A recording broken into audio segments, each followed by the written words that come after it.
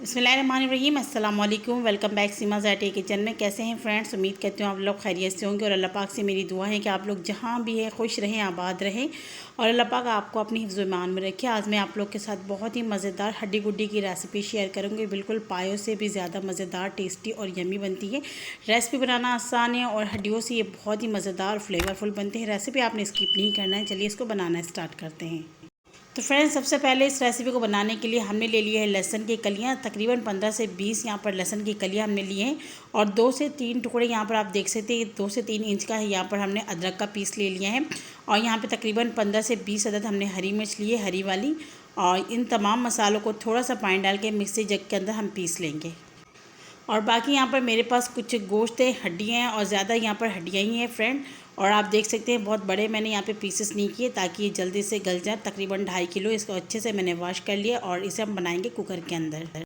और इन तमाम गोश्त और हड्डियों को हम डाल देंगे कुकर के अंदर। कुकर के अंदर मैं इसलिए बना रही हूँ ताकि ये जल्दी से बन जाए। आप चाहे तो यहाँ पतीले के अंदर या पॉट वगैरह के अंदर बना सकते हैं, बस कुकर में ये बहुत ही जल्दी बन जाते हैं, इसलिए मैं इसको इसी में बनाऊँगी। यहाँ पर हमने गोश्त डाल दिया है। 1 टेबल स्पून नमक डालेंगे। अभी कोई मसाले इसके अंदर ऐड नहीं करेंगे। बस यहाँ पर लहसुन और अदरक का जो हमने यहाँ पर हरी मिर्चों के साथ पेस्ट बना लिया था वो शामिल करेंगे और 1 गिलास इसके अंदर पानी डालेंगे। तो फ्रेंड, उसी जग के अंदर मैंने पानी डाल दिया जिसके अंदर मैंने पेस्ट बनाया था ताकि मसाले ज़ाया नहीं हो। और इसे अच्छे से हम कवर कर देंगे और चूल्हे के ऊपर रख के फ्लेम को हम यहाँ पर ऑन कर लेंगे। तो बस यहाँ पर हमने चूल्हे के ऊपर रख दिए कुकर को, फ्लेम को ऑन करके सीटी भी लगा दी। फ्रेंड, यहाँ पर हम 20 मिनट इसको कुक करेंगे। पहले जब इसमें सीटी आ जाएगी 5 मिनट हम इसको हाई फ्लेम में करेंगे और उसके बाद मीडियम फ्लेम में हम इसको 15 मिनट तक कवर करके इसको पकाएंगे। तो बस यहाँ पर हो गए हमारे 15 से 20 मिनट और मैंने यहाँ सीटी को निकाल लिया। अच्छे से इसका जो हवा है उसको भी आपने निकाल लेना है। इसके अंदर कोई एयर वगैरह नहीं होना चाहिए। उसके बाद ही आपने ढक्कन को हटाना है। तो बस यहाँ पर आप देख सकते हैं माशाल्लाह हमारे जो गोश्त है वो अच्छे से गल गए हैं, हड्डियाँ भी अच्छे से गल गए और इसके अंदर काफ़ी सारी यखनी है। हमने यहाँ पर 1 गिलास पानी का ही इस्तेमाल किया था। तो बस गोश्त को हम यहाँ पर साइड में रखते हैं और इसके लिए जो मसाले हम तैयार करेंगे वो यहाँ पर तैयार कर लेते हैं। हड्डियों के मसाले को बनाने के लिए यहाँ पर आपने खुला सा बर्तन लेना है। 1/3 कप ऑयल डालेंगे और कुछ खड़े मसाले इसके अंदर ऐड करेंगे। तो यहाँ पर मसाले नोट कर लीजिए। 2 तेज़पत्ते हमने यहाँ पे ले लिए, 1 बड़ी वाली काली इलायची हमने ली है। इसको थोड़ा सा मैंने खोल लिया ताकि इसका फ्लेवर अच्छे से बाहर आ जाए। एक छोटा मैंने मीडियम साइज़ का बादियान के फूल लिए हैं। 10 अदद हमने यहाँ पे लौंग लिया, ½ टीस्पून हमने काली मिर्च लिए और तकरीबन 6 हमने यहाँ पर हरी इलायची लिए, 2 से 3 टुकड़े दालचीनी के लिए। बिल्कुल मीडियम टू लो फ्लेम में हमने इसको डाल दिया और 1 मिनट हम इसको हल्की आंच में पकाएंगे जब तक इसमें से अच्छी से खुशबू नहीं आ जाए। तो फ्रेंड, यहाँ पर देखिए मसाले चटकने लगे। अब यहाँ पर मीडियम साइज़ के 2 प्याज हम डाल देंगे बिल्कुल बारीक स्लाइस कट के और हाई फ्लेम में इसको हम लाइट गोल्डन होने तक पकाएंगे जब तक प्याज हमारे यहाँ पर तैयार हो रहे हैं। यहाँ पर कुछ बेसिक मसाले हैं वो आप लोग नोट कर लीजिए। 1 चम्मच ज़ीरा पाउडर, 1.5 चम्मच धनिया पाउडर, 1 चम्मच छोटा हमने लिए हैं कुटी लाल मिर्च, 1.5 चम्मच हमने यहाँ पर लिए हैं लाल मिर्चों का पाउडर, 1 चम्मच हल्दी पाउडर, 1 चम्मच नमक और 1 चम्मच ही हमने यहाँ पर कश्मीरी लाल मिर्च लिए हैं। कश्मीरी लाल मिर्च नहीं है तो आप स्किप कर दीजिएगा, नमक कम डालिएगा क्योंकि हमने यखनी के अंदर पहले ही नमक डाला है। और ये जो प्याज है हमारा हल्का सा गोल्डन होना शुरू हो चुके हैं, तो चम्मच चलाते हुए हम पकाएंगे ताकि यकजा कलर आ जाए इसमें। जब यहाँ पे प्याज अच्छे से गोल्डन हो जाए तो 1 खाने की चम्मच लहसुन अदरक का पेस्ट शामिल करेंगे। फ्रेंड, हमने पहले भी इसके अंदर लहसुन अदरक डाला हुआ है यखनी के अंदर, तो यहाँ पर कम डालेंगे। और लहसुन अदरक का पेस्ट डालने से यहाँ पर बहुत ही अच्छे से खुशबू भी आती है, इसलिए मैंने यहाँ पर 1 चम्मच डाला है।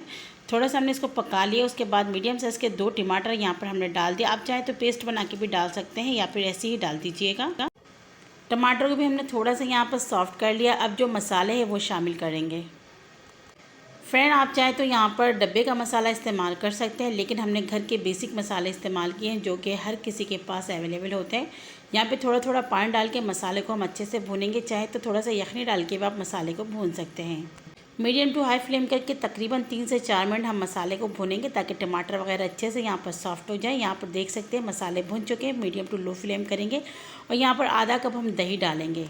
तो दही को यहाँ पर हम फेंट के डाल रहे हैं। अगर ऐसे ही डाल देंगे तो दही जो है ना ऊपर से हमें नज़र आएंगे और अच्छे से ये मिक्स भी नहीं होता है। यहाँ पर दही डालने के बाद तकरीबन 2 मिनट हम मीडियम फ्लेम करके इसको भूनेंगे ताकि दही का जो पानी है वो भी यहाँ पर अच्छे से खुश्क हो जाए और मसाले बहुत अच्छे से हमारे टेंडर हो जाए।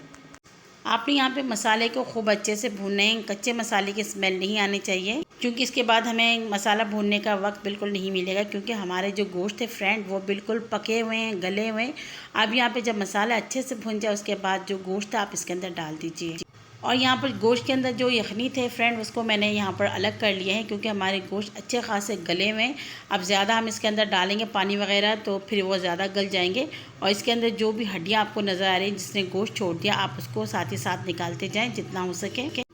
और हाई फ्लेम करके तकरीबन 5 मिनट आपने इसको भूनना है, ताकि गोश्त में से बहुत ही अच्छी सी भुनी हुई खुशबू आ जाए।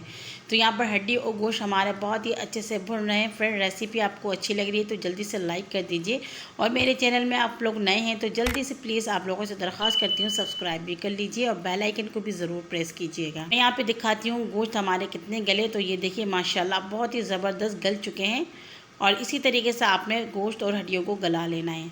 अब यहाँ पर हमने डालने हैं यखनी। आप चाहें तो इसको इसी तरीके से भूनकर भी खा सकते हैं, लेकिन हम थोड़े से इसको ग्रेवी वाले बनाएंगे ताकि फ्लेवरफुल और बहुत मज़ेदार बने। तो फ्रेंड, यहाँ पे जो हमने यखनी निकाले थे, 1.5 गिलास हमने यखनी के निकाले, वो हम इसके अंदर शामिल करेंगे। अगर आप लोग ग्रेवी कम बनाना चाहते हैं तो बस इसी यखनी में आप इसको बनाइएगा, लेकिन हमारे घर में ज़्यादा यखनी का इस्तेमाल होता है तो यहाँ पर 1 गिलास मज़ीद मैं और पानी शामिल करूँगी। तो इस वजह से आपने टेंशन नहीं लेना है कि अगर यखनी कम हो गया तो क्या करें। आप लोग पानी इस्तेमाल कर सकते हैं। फ्लेम को हाई कर देंगे और अच्छे से इसके अंदर बॉयल आने देते हैं।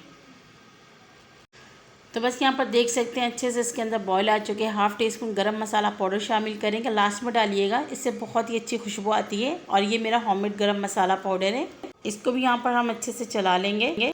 और अब फ्लेम को हम मीडियम पे करके तकरीबन 6 से 7 मिनट इसको कवर करेंगे, ताकि ये बहुत ही अच्छे से पक जाए। 6 से 7 मिनट हो गए, कवर को हम हटाएंगे और माशाल्लाह फ्रेंड इतनी अच्छी खुशबू आ रही है जैसे कि हमारे घर में पाए बन रहे हैं। और ये देखिए कितना ज़बरदस्त इसका ग्रेवी यानी कि शोरबा तैयार हुआ है। तो बस इसी तरीके से मैं शोरबे को रहने दूंगी, ज़्यादा इसको मैं गाढ़ा नहीं करूँगी, क्योंकि हमारे घर में ज़्यादा ही शोरबे का इस्तेमाल होता है।